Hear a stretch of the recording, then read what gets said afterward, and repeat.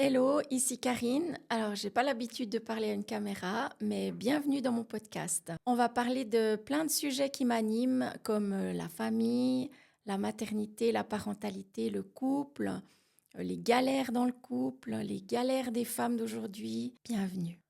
Ben, tu dis que c'est pourquoi les femmes elles doivent tout gérer. Moi, j'ai l'impression que c'est presque plus qu'elles doivent tout contrôler. T'as pas cette impression que c'est un peu C'est quoi la différence pour toi? gérer, ça veut dire pour moi, peut-être gérer, c'est plus le mec qui va gérer, tu vois, il va trouver des solutions et puis il va y aller. La femme, elle doit, vu qu'elle est, peut-être justement parce qu'elle n'est pas un mec, elle doit contrôler. En tout cas, elle se sent l'impression qu'elle doit contrôler. Alors, je me demande s'il n'y a pas aussi là-dedans un peu quelque chose qui fait que la femme, si elle contrôle, elle a cette impression, si elle contrôle, elle n'a pas besoin que le mec vienne gérer. Puis peut-être que ça, c'est un problème qui dérange. Après, là, je parle de la femme qui est en couple avec un mec, tu vois, mais il y a ce côté-là où on doit garder un petit peu notre territoire. Je dis notre parce que forcément, je me mets dans le lot, hein. Moi, j'ai aussi beaucoup fonctionné comme ça, puis même encore maintenant. Mais c'est vrai qu'on a l'impression parfois que le mec, si on le laisse trop gérer, on va revenir en arrière à une époque où le mec, c'est lui qui décidait, et puis la femme, non, quoi. C'est vrai que faut pas oublier qu'on est en Suisse, hein. En Suisse, je crois que c'est 1971 le droit de vote pour les femmes. Donc, genre, c'est il n'y a pas si longtemps, hein. Et puis, peu de temps avant ça, je crois que les femmes, elles n'avaient même pas le droit d'avoir un compte en banque à leur nom si elles étaient mariées. Donc, Flemme. ça veut Bah, dire si elles avaient un salaire, c'était sur le compte du mec. Voilà. Donc, je pense que il y a une époque où vraiment, en effet, les femmes, elles ont dû gérer pour justement un peu prouver qu'elles arrivaient, puis aussi pour tenir le mec un peu à l'écart, enfin dans le sens, voilà. Et puis, probablement que maintenant, c'est plus adapté, mais ça reste. C'est un peu des conditionnements qui restent. Ben, ouais, parce que si elle gère pas, elle se dit, ouais, c'est limite un danger, quoi. ouais, c'est ça. Après, je pense pas qu'elle se le dit comme ça, Mm, mais c'est perçu comme ça. Moi, j'ai l'impression que j'entends beaucoup ça autour de moi. Peut-être plus des femmes plus jeunes que moi qui ont des enfants petits, puis qui sont un peu à fond dans le mode maman, boulot, mec, tout en même temps. Et puis en fait, souvent, encore hier, il y avait quelqu'un qui me disait, ouais, elle a 4 enfants, des petits, quoi, et puis son mec, il fait rien, elle lui demande de réchauffer du lait, il sait même pas comment on fait. Ok, mais est-ce que, après, c'est un exemple comme un autre, mais à quel moment peut-être elle est ok de lui dire va réchauffer le lait ou de même pas le lui dire, en fait, à la limite, est-ce qu'elle est ok que son gamin il boive du lait froid? Parce que, à ce qu'on sache, ça a jamais tué un gamin de boire du lait froid. mm. Mais euh, soit la femme, elle veut tout faire et tout garder sous son contrôle, mais alors dans ce cas-là, plains-toi pas. Mm. Ou alors, il faut accepter que l'autre personne, l'autre parent, il va faire différent de toi. Puis voilà quoi. C'est un petit peu, je trouve ça qui est un peu un sujet actuel d'après ce que j'entends. Et puis que moi, quand j'ai pris conscience de ça dans mon couple, dans ma famille, ça a changé les choses pour moi. Ça veut dire que, ok, il faut lâcher. C'est un petit moment d'insécurité pas très confortable. Et puis après, ça permet à l'autre de prendre sa place, qui n'est pas forcément la même que tu aurais pris toi. Mais c'est le but, en fait, de vivre à deux. Sinon, on vit tout seul, quoi. Et d'ailleurs, il y a pas mal de, de mamans qui disent encore, il n'y a pas longtemps, il y a une personne qui m'écrivait sur les réseaux qui disait, en fait, je suis mieux seule parce que, voilà, et tout ce qui m'amène, c'est du linge sale à laver en plus. Puis voilà, quoi. Donc... alors oui, en effet, si c'est comme ça, c'était mieux seul. Mais après, je pense qu'il y a un plus qu'on peut avoir si on arrive à entrer dans cette complémentarité. Tu parlais de couple et que toi, tu es en couple. Ouais. J'en sais quoi déjà, tu peux nous dire, genre, ça fait combien de temps que tu es en couple? Est-ce que tu as des enfants et tout? Mhm, mhm. Parce que tu parlais de lâcher prise. Ouais. Donc, déjà, pour qu'on se fasse une image, ça ressemble à quoi, toi, ta famille? Ouais. Bah, moi, je suis en couple depuis 20 ans, un peu plus de 20 ans, avec mon mari. Euh, et avant qu'on soit ensemble, on était chacun mariés de notre côté. On avait déjà des enfants. Quand on a habité ensemble, on avait des enfants petits. Moi, j'en avais un, lui, il en avait deux. On les a élevés ensemble avec leurs parents qui étaient pas loin. Enfin, voilà. Et puis, on a eu encore deux enfants ensemble. Donc ça maintenant, ça fait fait 5 garçons. Et maintenant, ben, le plus jeune, il a 15 ans. Donc on a encore quelques garçons qui sont par là à la maison. Et c'est vrai que ça a demandé pas mal d'ajustements tout au long de ces années, avec quelques crises, des petites plaques tournantes. Mais on est là, on est toujours là. Et t'as fait comment? Tu parlais de lâcher prise. Ouais. Genre, sur quoi t'as dû lâcher prise, sinon ça passe pas, quoi.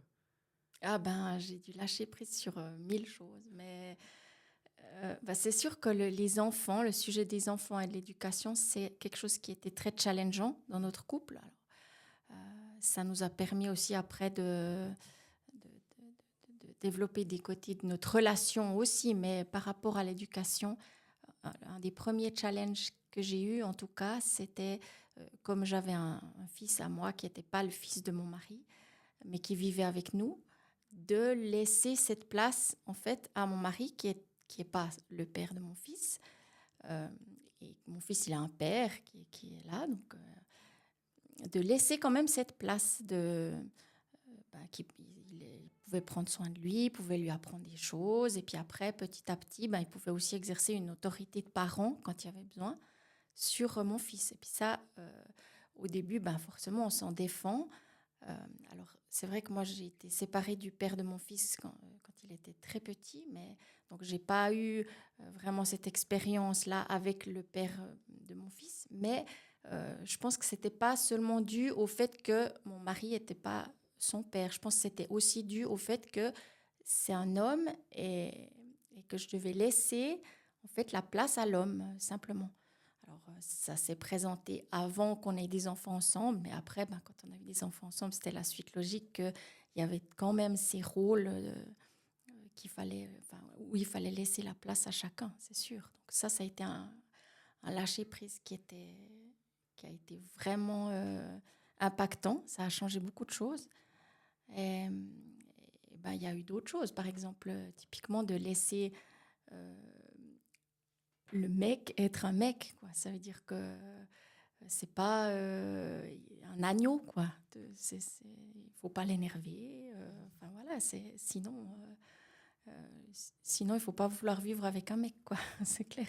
Et quand tu dis laisser un mec être un mec, ça veut dire quoi pour toi, dans ta dynamique à toi? Ouais, ça veut dire lui laisser déjà sa place et puis accepter qu'il fait pas les choses comme moi, qu'il ressent pas les choses comme moi, qu'il exprime pas les choses comme moi, que peut-être qu'il parle pas autant que moi, que pour lui, quand il dit c'est bon, on passe à autre chose, c'est vraiment bon. Que pour les femmes, c'est pas toujours le cas. Enfin, des choses comme ça. Ou que quand on lui dit qu'est-ce qu'il y a qui va pas, puis il dit rien, il y a rien, quoi. Voilà, enfin, c'est cash, puis Ouais, que l'autre est différent de toi, finalement. c'est ça, Ouais, voilà. c'est ça. Ouais. Et justement, tu parlais de couple, parfois, on se dit, ça sert à rien que je sois en couple, quoi. Mhm. Enfin, Ouais. je vois pas le... Du coup, pour toi, pourquoi on est en couple? Enfin, c'est quoi le sens? Est-ce qu'il y a un sens déjà? Et c'est quoi le sens d'être en couple? Ouais. Ouais, c'est une bonne question. Ça sert à quoi d'être en couple? Parce que c'est vrai que des fois, on pourrait se dire... Ça sert à rien. Ouais, ouais, ouais, ouais. C'est plus de problèmes, tu Ouais. vois. Genre, c'est... Alors, il y a le couple. Nous, typiquement, on a vécu ça parce que on a élevé nos enfants. Puis quand on a des enfants plus ou moins petits, c'est sûr que ça prend énormément de place. Puis le couple, c'est un peu accessoire. Il ne faut pas se leurrer.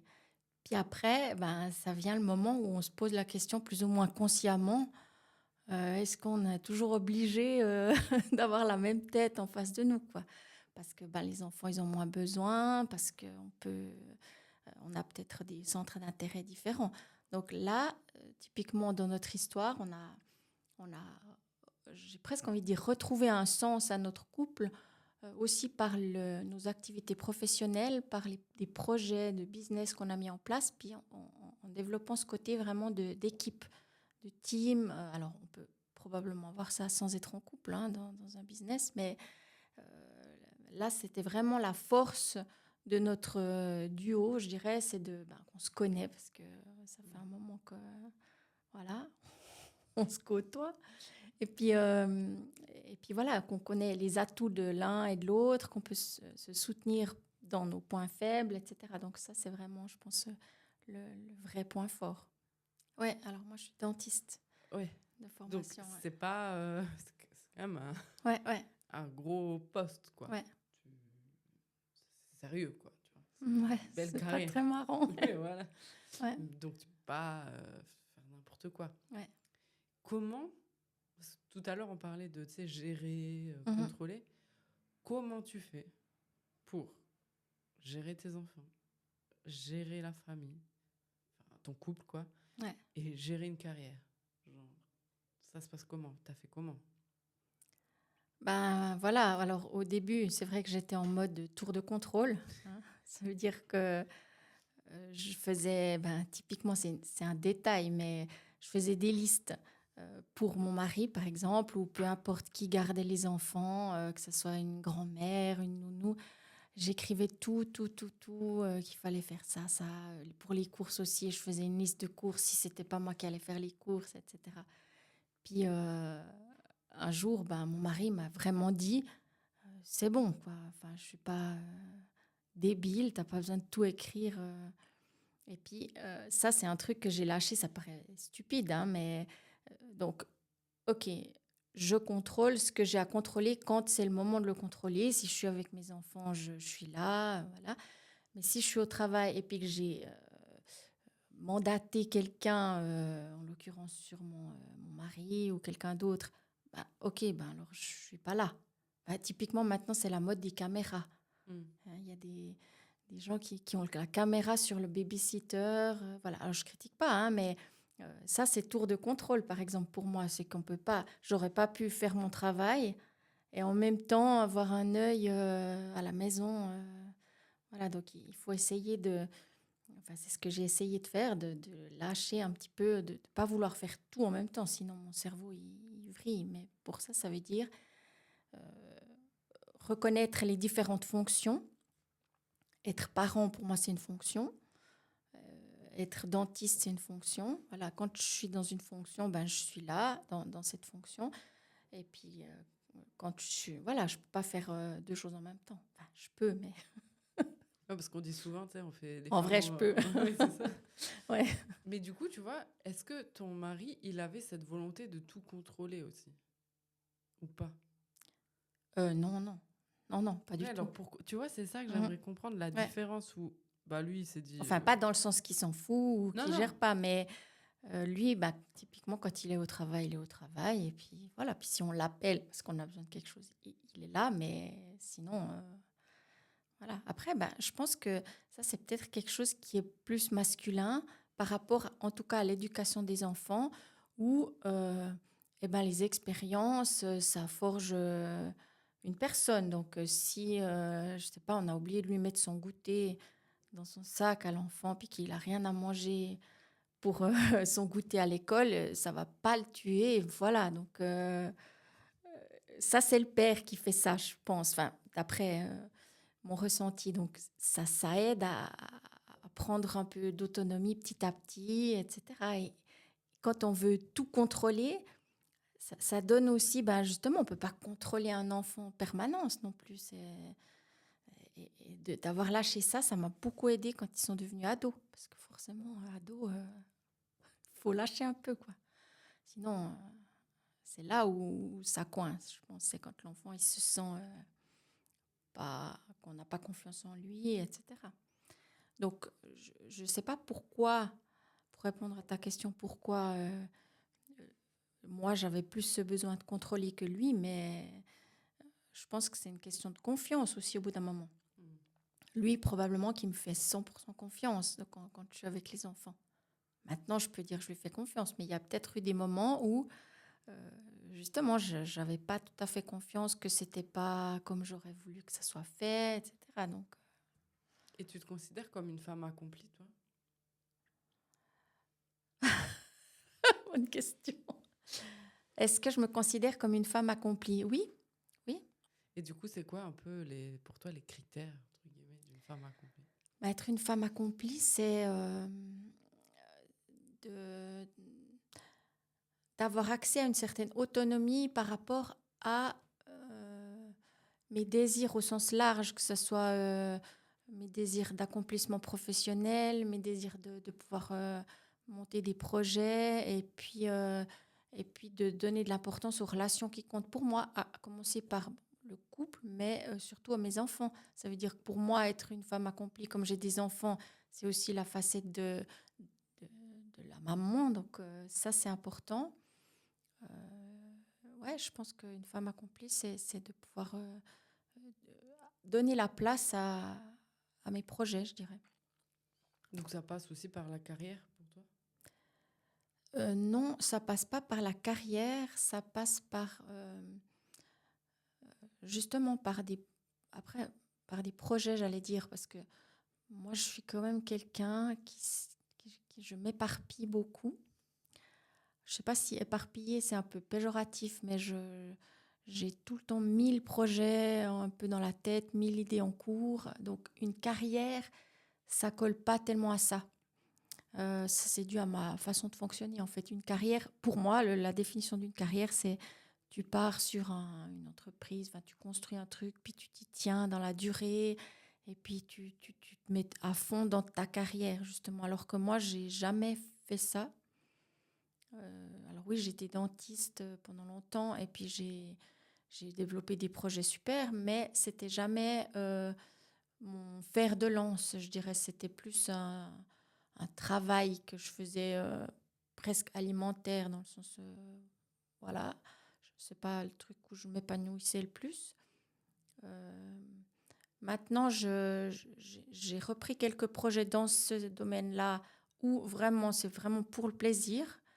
Et puis, en parallèle, ben, j'ai plein d'autres projets. Donc, Ben, tu non. peux nous parler de ton projet en ce moment que tu as, où tu accompagnes les femmes, rapidement? Oui, alors ça, c'est quelque chose qui me tient à cœur justement par rapport à mon parcours, où j'ai vu comme ça tenait parfois à pas grand-chose de pouvoir accéder à une espèce de légèreté, justement en lâchant ce côté tour de contrôle et ce côté vouloir tout contrôler, et qui a changé ma vie en fait, et qui m'a permis justement qui me permet encore aujourd'hui de profiter de mes différentes fonctions simultanément, enfin en parallèle, qui me permet de, de- d'être plus accomplie dans mon couple, etc. Et puis je voulais en faire profiter ben, le plus de femmes possible, j'ai envie de dire, parce que je vois encore tous les jours autour de moi des femmes qui galèrent, franchement, qui galèrent à essayer d'être au top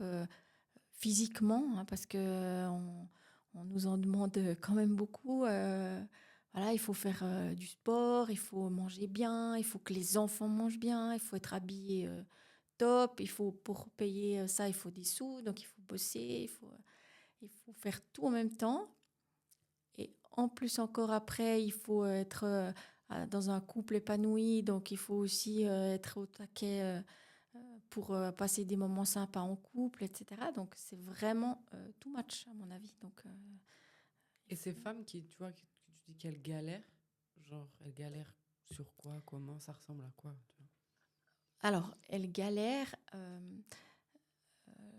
J'ai l'impression presque que c'est comme si elles essayent vraiment d'être au taquet, et la plupart elles le sont bien plus que moi, ce que j'ai jamais été, hein. Des fois, je suis admirative de voir waouh. Puis en fait, c'est comme si il y a tout le temps quelque chose, quoi. C'est malgré tout ce qu'on met en place, il y a une tuile financière, ou il y a je sais pas, le haut job, ça change de boss et puis ça va pas. Ou alors c'est un enfant qui a ça, qui a des problèmes à l'école. Il y a tout le temps quelque chose de plus et c'est comme presque si on est, on est presque obligé d'avoir des challenges en plus parce que si on s'arrête, il y a tout qui s'écroule. C'est comme le vélo, quoi.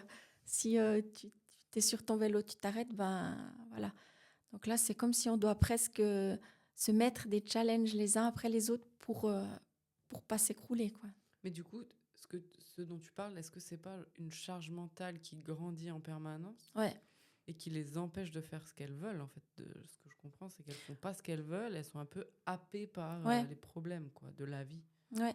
Alors, moi, j'aime pas trop parler de charge mentale parce que ça fait de nouveau référence à l'homme qui gère pas et la femme qui a toute la charge mentale. Alors que, en fait, je pense que cette histoire de charge mentale, c'est plus. Alors, je veux pas dire c'est la femme qui se la met, pas du tout, hein, parce qu'il y a du boulot et puis il y a plein de choses à faire. Mais ouais, c'est cette espèce de tour de contrôle qui est activé en permanence, qui fatigue beaucoup.